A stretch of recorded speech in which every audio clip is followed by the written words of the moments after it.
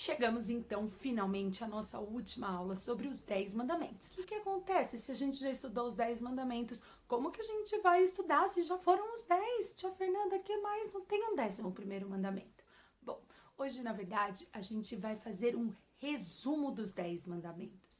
Eu vou mostrar para vocês alguns cartazes de filmes e vou falar um pouco sobre eles, tá bom? A caçula Ana adora sua irmã Elsa, mas um acidente envolvendo os poderes especiais da mais velha durante a infância fez com que os pais as mantivessem afastadas. Após a morte dos pais, as duas cresceram isoladas no castelo da família, até um dia em que Elsa deveria assumir o reino de Arendelle. Com o reencontro das duas, um novo acidente acontece e ela decide então partir para sempre e se isolar do mundo, deixando todos para trás e provocando o congelamento do reino. É quando Ana decide se aventurar pelas montanhas de gelo para encontrar a sua irmã e acabar com o frio. De que filme eu tô falando? Tadã! Muito bem, Frozen. Frozen 1. Um grupo de amigos encontram um misterioso mapa do tesouro e começam a seguir as pistas, entrando em um fabuloso mundo subterrâneo de passagens secretas, perigosas armadilhas e um antigo navio pirata que esconde moedas, muitas moedas de ouro. Alguém sabe que filme é esse? Esse é um filme antigo, um dos preferidos da tia Fernanda, e é o filme dos Goonies. Se você ainda não assistiu, vale a pena assistir, porque é muito divertido. Spencer volta ao mundo fantástico de Jumanji. Os amigos Martha, Fridge e Bethany entram no jogo e tentam trazê-lo de volta para casa, mas eles logo descobrem mais obstáculos perigosos a serem superados. Alguém já assistiu esse filme? É o Jumanji Próxima Fase. Também é muito legal. Mas o que falar destes filmes tem a ver com a nossa aula de hoje? Bom, os filmes não têm nada a ver com a nossa aula de hoje. O que tem a ver com a nossa aula de hoje é sobre a sinopse. Mas o que é sinopse? Sinopse é um resumo do assunto que é tratado no filme, mas escondendo partes importantes, como, por exemplo, o final. Essa é a diferença entre a sinopse e o resumo. A sinopse é uma apresentação do assunto tratado e o resumo é contar a história, mas encurtada, menorzinha. O resumo é bom porque assim a gente pode ter uma ideia geral do todo, de toda a história. E vocês sabiam que Jesus resumiu os 10 mandamentos? Não? Então preparem-se, porque hoje nós estudaremos os 10 mandamentos através do resumo de Jesus. Por quê e como Jesus resumiu os 10 mandamentos? Vamos saber lendo Mateus 22, 36 até 40.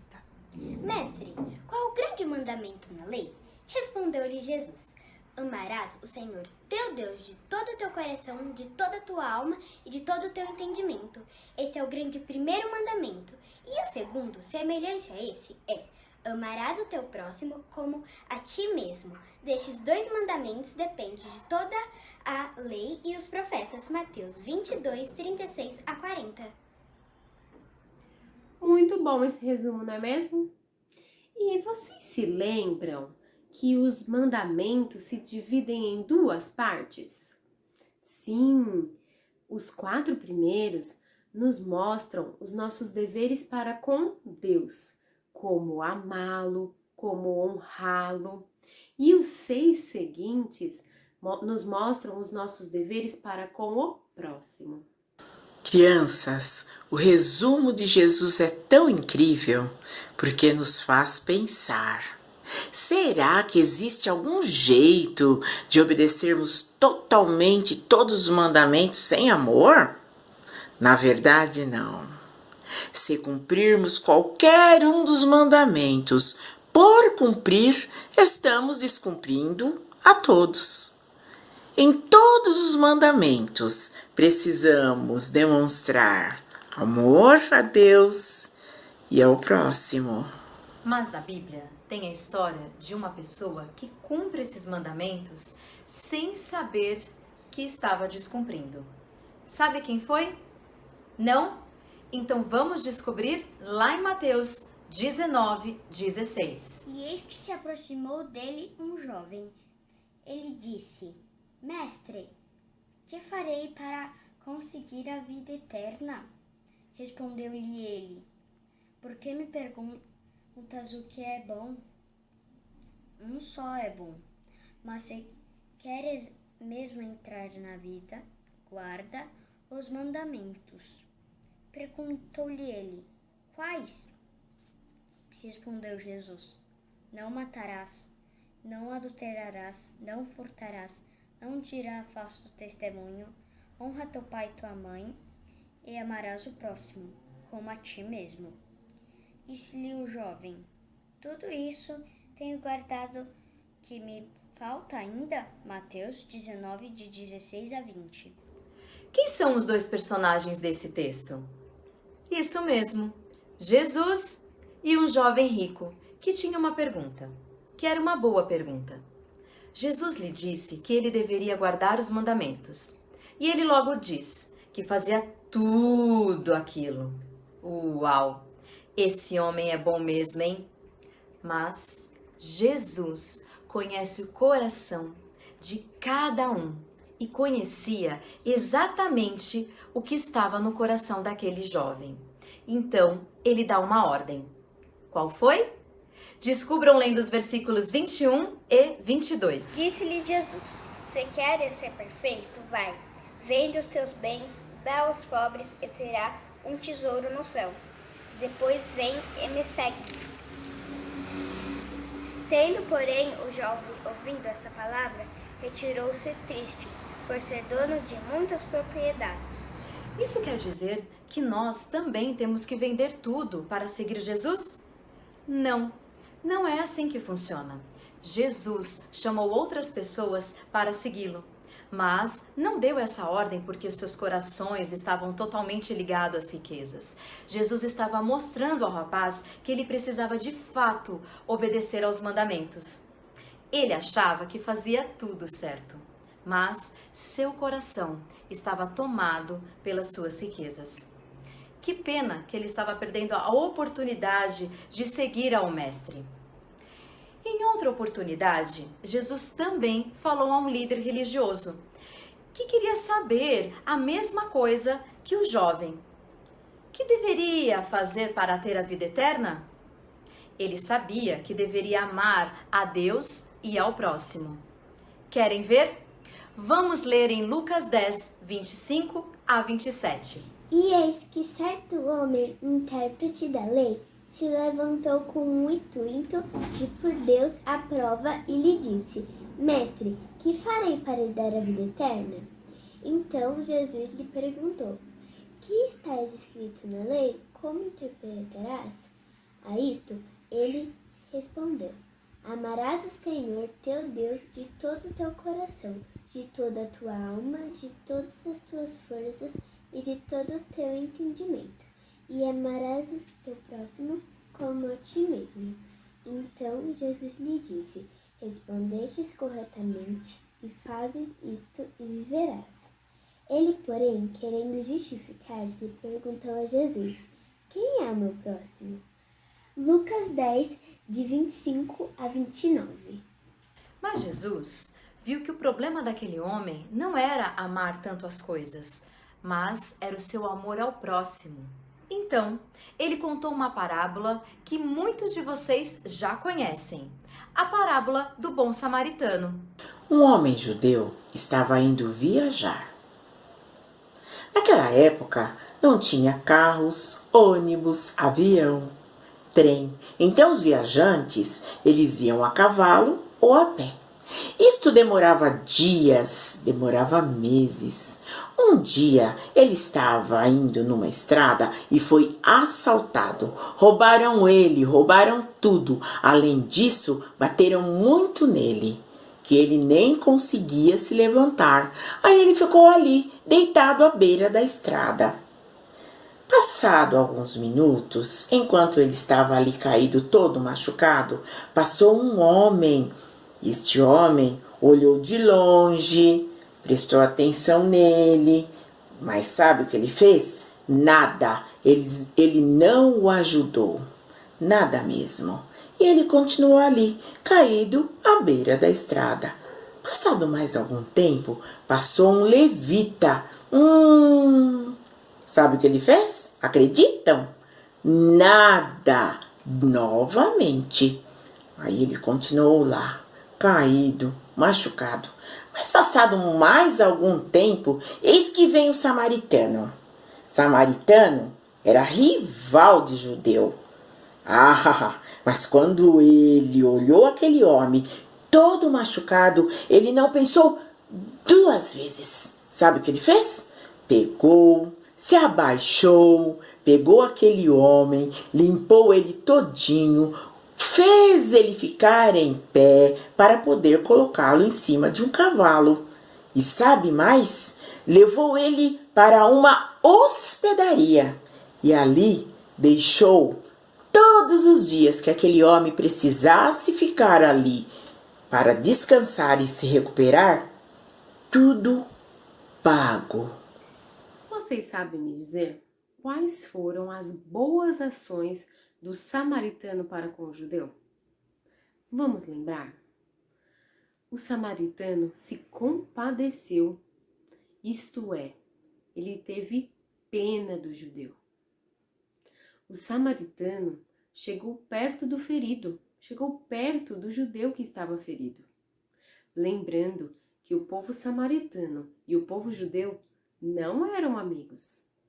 O samaritano bem que poderia ter dado um chute no judeu e ido embora. Mas o samaritano cuidou das feridas do judeu ali mesmo na estrada, mesmo sabendo que ele poderia correr um grande risco, porque aquela estrada era muito perigosa. Além disso, o samaritano carregou o judeu em cima do seu animal e o levou para uma pensão. Então, ele cuidou do judeu lá na pensão e ainda deu dinheiro para o dono da pensão para que pudesse cuidar do judeu da melhor forma. O samaritano, ele poderia arranjar várias desculpas para não ajudar o judeu, não é mesmo? Ele poderia pensar assim: eu nem conheço esse homem. Eu não tenho tempo para ajudar. Tenho outras coisas para fazer. Esse meu dinheiro é para eu gastar com outras coisas, para eu gastar com a minha família. E outras muitas desculpas que ele poderia inventar, não é mesmo? Muitas pessoas utilizam dessas desculpas hoje em dia para não ajudar o próximo. E muitas vezes arranjam outras desculpas para não se chegarem a Deus. Como, por exemplo, não tenho tempo, acho a Bíblia muito difícil, tenho uma preguiça de ir na igreja, mas afinal, quem é esse nosso próximo? O nosso próximo é aqueles que estão na nossa casa, são os nossos vizinhos, são os nossos amigos da escola, do clube. O nosso próximo também é aquelas pessoas que a gente acha muito legal, mas também aquelas que a gente não acha tão legal assim também não. O nosso próximo são aqueles que estão aqui pertinho, mas também aqueles que estão bem longe e que precisam da nossa ajuda. Como assim? Como que nós podemos ajudar alguém que está tão longe? Como, por exemplo, uma campanha para ajudar uma cidade que sofreu uma catástrofe, como seca, enchente, tornado. Mas você pode se perguntar: como que eu posso fazer para obedecer aos 10 mandamentos? Ou como que eu posso fazer para entender melhor cada um deles? Bom, a tia Fê quer ajudar você e eu fiz um resuminho. Afinal de contas, a aula hoje é sobre resumo, não é verdade? E nesse resumo, eu trato cada um deles para você entender melhor e praticar melhor também. primeiro mandamento: não terás outros deuses diante de mim. Ou seja, saber que ele é o único e que deve ocupar o primeiro lugar em nossas vidas. Segundo mandamento: não farás para ti imagem de escultura. Ou seja, adorar somente a Deus. Terceiro mandamento: não tomarás o nome do Senhor, teu Deus, em vão. Ou seja, tratar com respeito e reverência o nome de Deus. Quarto mandamento: lembra-te de guardar o dia de sábado para o santificar. Ou seja, guardar o dia do Senhor. Quinto mandamento: honra teu pai e tua mãe. Ou seja, honrar os seus pais e os líderes instituídos por Deus, ao invés de desobedecer e desrespeitar. Sexto mandamento: não matarás. Ou seja, preservar a vida tratando-a com respeito. Sétimo mandamento: não adulterarás. Ou seja, ser fiel até em pensamento. Oitavo mandamento: não furtarás. Ou seja, trabalhar para obter aquilo que deseja e também ajudar os necessitados. Nono mandamento: não dirás falso testemunho. Ou seja, ser honesto e sempre falar a verdade. Décimo mandamento: não cobiçarás. Ou seja, estar satisfeito com aquilo que Deus te deu, com tudo que você já tem. E também é muito importante saber que só obedece à lei de Deus aquele que ama a Deus. Você não acredita? Está escrito lá na Bíblia. Vocês querem ver? Abram suas Bíblias em João 14, 15. João 14, versículo 15. Se me amardes, guardareis os meus mandamentos. João 14, 15. Crianças, se nós amamos a Deus, nós procuraremos fazer aquilo que agrada a Ele. Vocês sabem por quê?